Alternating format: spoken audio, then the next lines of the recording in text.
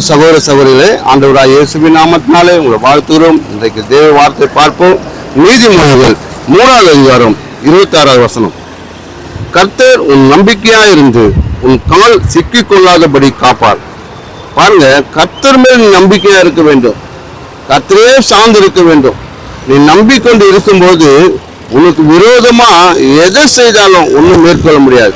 அப்படியாக உன் குடும்பத்துக்கு விரோதமா, உன் வியாபாரத்துக்கு விரோதமா, உன் சபைக்கு விரோதமா மந்திரம், சூனியம், ஏவல் எது பண்ணாலும் உன்னை மேற்கொள்ள முடியாது. ஏன்னா உன் நம்பிக்கை கர்த்தர் மேல இருக்கிறது. அவர் மேல இருக்கும்போது அவர் எல்லாத்தையும் பார்த்து கொள்வார்.